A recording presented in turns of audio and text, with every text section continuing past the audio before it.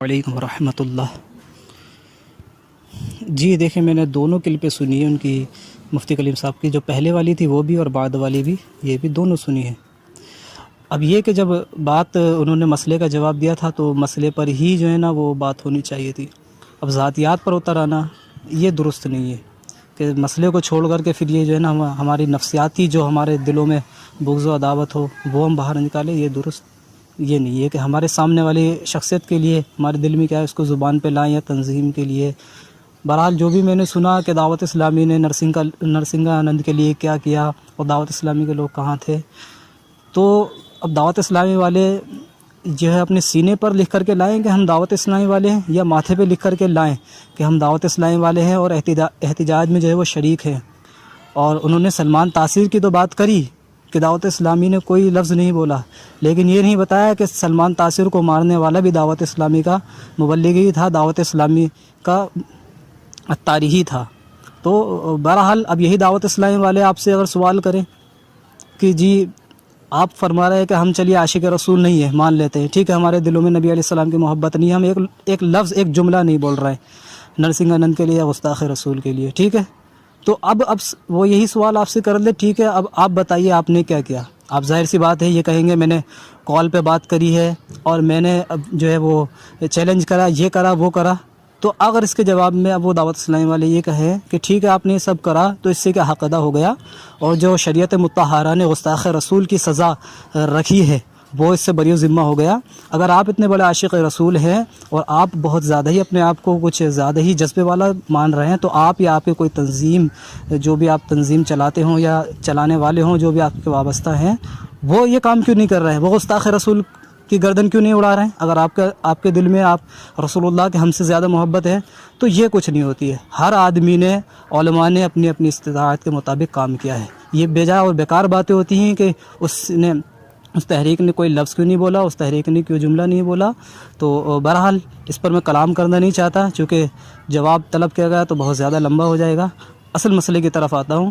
اصل مسئلہ جو ہے اب راہ فرار اختیار کی جا رہی ہے کہ میں نے کامن لفظ بولا ہے اس میں، تو اب چونکہ وہ جواب ادھر سے ان کو سننے کو ملا ہوا غالباً، تو اس لیے اب انہوں نے لفظ کامن جو ہے وہ کہہ کر کے بچا رہے ہیں کہ میری تائید ہو رہی ہے، ان کا مفتی خود بول رہا ہے۔ تو اور بات کر یہ بھی میں نے ان کی سنا کہ یہ جو ہے وہ کون سا جزیہ ان کے ہاتھ لگ گیا، کون سی جو ہے وہ فقہ کی عبارت ان کے ہاتھ لگ گئی مولانا الیاس قادری کے، جو یہ گناہ گار بول رہے ہیں۔ اور مطلب یہ کہ اگر یہ خود دیکھیں اپنے آپ کو تو یہ دیکھیں، پہلے تو یہ کہ جو مولانا الیاس قادری صاحب نے جواب دیا ہے اس میں صراحتاً لفظ بولا ہے مرد کی چپل جو ہے وہ غسل خانے میں رکھی ہوتی ہیں، اور عام طور پہ ایک جوڑی ہوتی ہے جس کو لیڈیز بھی استعمال کرتی ہیں، مرد بھی، ٹھیک ہے۔ تو اب یہ جو کلیم رضوی صاحب نے جواب دیا ہے، اب یہ بعد میں مکر رہے ہیں کہ میں نے لفظ کامن بولا ہے، تو جب انہوں نے اس چیز کی صراحت کر دی، لفظ مرد کی چپل اور لیڈیز کی چپل کا لفظ بول دیا، تو اس میں کامن کہاں رہی؟ اور آپ کا جو جواب ہے وہ مولانا الیاس قادری پہ کہاں فٹ بیٹھ رہا ہے؟ آپ لفظ کامن بول رہے ہیں کہ میرے کامن مراد ہے، اور وہ وہاں صراحت کر رہے ہیں کہ وہ چپل جو مردوں کے لیے خاص، مردوں کی چپل عام طور پہ مردوں کی یا لیڈیز چپل ہوتی ہے، کامن کا تو اس میں ذکر نہیں ہے۔ میرے پاس جو کلپ مجھے بھیجی گئی ہے اس میں 2 منٹ کی تقریباً یا 1.5 منٹ سے زائد کی ہے، اس میں لفظ کامن موجود ہی نہیں ہے۔ اس میں تو یہی موجود ہے کہ عام طور پہ چپل جو رکھی ہوتی ہیں مردوں کی، یا تو لیڈیز استعمال کر رہی ہوتی ہے اسے اور مرد بھی، تو وہاں پہ لفظ کامن بولے ہی نہیں ہے، اور آپ نے جواب دیا کامن کے تعلق سے، پھر اس کو فٹ کر دیا مولانا الیاس قادری پر۔ تو یہ آپ کی کون سی سوجھ بوجھ ہے؟ آپ کو کون سی فقہ کی عبارت حاصل آ گئی؟ اور میں عرض کروں کہ اپنے آپ کو جو ہے نا وہ زیادہ پڑھا لکھا سمجھنا، یہ تکبر میں جو ہے وہ لے ڈوبتا ہے۔ اور اب میں آپ کو عرض کروں، اگر ذرا بھی فقہ کی سوجھ بوجھ ہوتی آپ کو، ذرا بھی اگر فقہ کی سوجھ بوجھ ہوتی، تو یہ جتنا بڑا آپ نے یہ 2 باتوں کو لے کر کے 5 سال پرانی 6 سال پرانی بات کو لائے ہیں اٹھا کر کے اور انتشار پھیلا رہے ہیں، ذرا بھی سوجھ بوجھ ہوتی تو آپ ہرگز ایسا جواب نہیں دیتے۔ اگر ہم بالفرض مولانا الیاس قادری میں مطلق چپل مان بھی لیں کہ انہوں نے کہا کہ چپل رکھی ہوتی ہے، نہ لیڈیز استعمال کیا ہے لفظ، اور نہ ہی مرد کی چپلوں کا لفظ استعمال کیا گیا ہے، انہوں نے مطلق بولا ہے، ٹھیک ہے، اگر ہم یہ مان بھی لیں تو مولانا یہاں پر اقتضائے کلام آپ چاہتے تو کلام کو صحیح کرنے کے لیے اس میں اقتضائے کلام مقدر مانا جاتا. جب لفظ انہوں نے یہ بولا کہ وہ چپل پہننے پر بندہ گناہ گار ہوگا، اور یہاں پر آپ کلام کو مقدر مانتے کہ لفظ گناہ جو بولا جا رہا ہے وہ ان چپلوں کے لیے استعمال ہو رہا ہے جو مردوں کے لیے خاص ہو اور اس کو عورت استعمال کر لے. یہ تو فقہ کی کتابوں میں عام اصول ہمیں پڑھائے جاتے ہیں کہ اقتضاء النص کلام کو صحیح کرنے کے لیے جو ہے وہ مقدر مانا جاتا ہے. تو آپ چاہتے یہاں سے بھی جو ہے وہ نکال سکتے تھے، لیکن جب قرینہ بھی وہاں موجود ہے، اگر یہ لفظ مان بھی لے کہ انہوں نے مطلق بول دیا ہے تو اوپر سے وہ لفظ گناہ گار بھی بول رہے ہیں کہ گناہ گار ہوگا. لفظ گناہ خود اس بات پر دلالت کر رہا ہے جب گناہ کا اطلاق ہوگا تو پھر وہ کامن چپل تو نہیں ہو سکتا نا. اتنا تو آپ کو ہی معلوم ہونا چاہیے کہ جب مرد اور عورت میں دونوں کے درمیان مشترک ہوگی تو اس پر تو گناہ کا لفظ جو ہے وہ اطلاق نہیں ہو سکتا نا. تو وہاں پر آپ کو کلام مقدر مارنا چاہیے تھا کہ یہاں پر جو ہے وہ مردوں کی چپل مراد ہے اور یا عورتوں کی چپل مراد ہے. آپ جو ہے وہ کلام کو اگر یہاں پر اقتضاء کلام کو جو ہے وہ مقدر مانتے، کلام کو صحیح کرتے، تو آپ یہ جو آپ نے اتنا بڑا جو انتشار آج یہ پھیلا ہے، یہ انتشار نہیں پھیلتا. پھر آپ کہہ رہے ہیں کہ دعوت اسلامی والے مجھے برا کہہ رہے ہیں، بھلا کہہ رہے ہیں. وہ ٹھیک ہے، اگر کوئی جو ہے وہ اگر غلط کہتا ہے تو اس کو چاہیے کہ ہمیں سارے عالموں کی عزت کرنی چاہیے، سارے جو ہے ائمہ ہمارے سر کے تاج ہیں ان کی عزت کرنی چاہیے. اب میری وائس کو سننے کے بعد یہ تاثر نہ لیا جائے کہ میں جو ہے وہ شخصیت پرست ہوں اور ان کے سائڈ سے بول رہا ہوں. نہیں، میں نے پچھلے آپ میری وائس سنیں گے تو اس میں بھی میں نے یہی کہا کہ مولانا صوفی کلیم جو ہے انہوں نے جو رمضان کے تعلق سے جو بات کہی ہے وہ بالکل صحیح ہے اور ان کا کہنا صحیح ہے. بعد میں جو ہے وہ تھوڑا سا انہوں نے یہاں پر زیادتی کری ہے، مولانا الیاس قادری کے خلاف جو انہوں نے الفاظ بولے ہیں. تو بہرحال اگر کوئی ایسا مسئلہ ہو تو ہمیں چاہیے کہ پہلے اس کی تحقیق کریں. اگر اصول و جزیات ہمارے ذہن میں نہیں ہے تو وہاں پر ہم دیکھ لیں کہ جب بندہ لفظ گناہ بول رہا ہے، گناہ کا اطلاق ہوگا کس پر؟ جب ہم کلام کو مقدر مان کر کے وہ کلام صحیح ہو سکتا ہے، وہاں پہ قرینہ بھی موجود ہے. پھر بعد میں آ کر کے آپ یہ کیا کہنے کی ضرورت ہے کہ بندہ جو ہے وہ مولانا الیاس قادری نے جواب صحیح نہیں دیا اور مقدر ماننے کی یہاں ضرورت ہی نہیں ہے.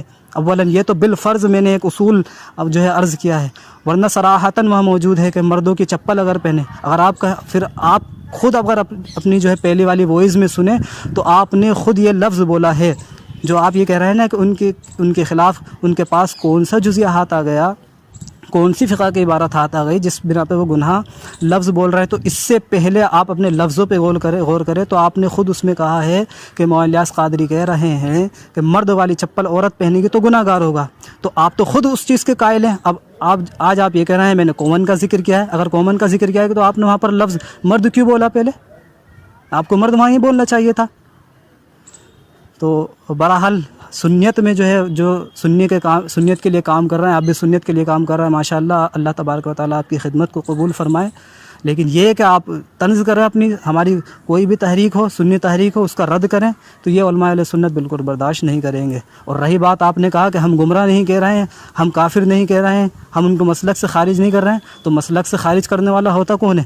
ابن عربی نے ایمان فرعون کی نجات کا قول کر دیا تو ابن عربی رحمہ اللہ کو کسی نے جو ہے وہ ایمان سے نہیں نکالا، نہ ان کو گمراہ کہا ہے.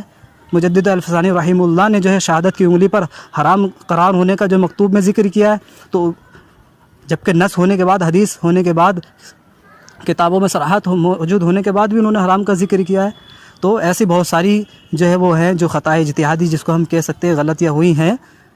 تو اس کا مطلب یہ تو نہیں ہے ہم یہ کہیں گے کہ فلاں بزرگ جو کافر ہو گیا، فلاں بزرگ مرتد ہو گیا معاذ اللہ رب العالمین.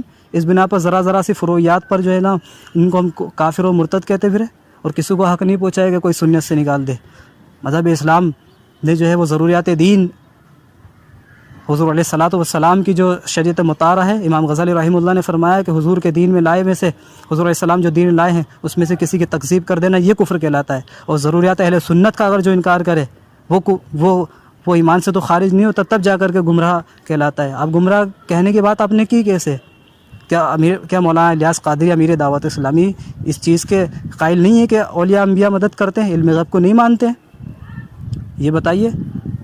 آپ یہ جو لفظ بول رہے ہیں کہ میں گمراہ نہیں کہہ رہا ہوں، میں یہ نہیں کہہ رہا ہوں، تو آپ کہہ بھی نہیں سکتے، آپ کو حق بھی نہیں ہے.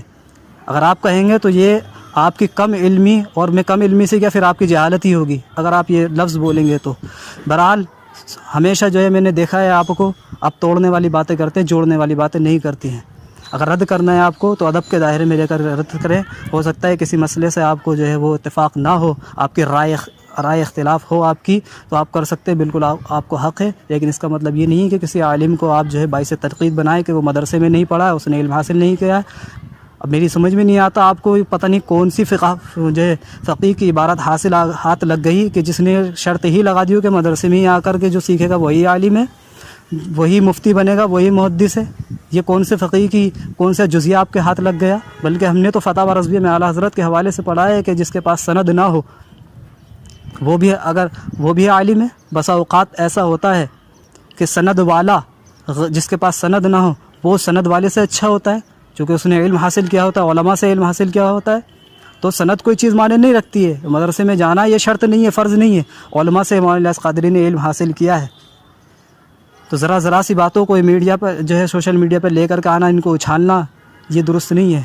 السلام علیکم ورحمۃ اللہ وبرکاتہ.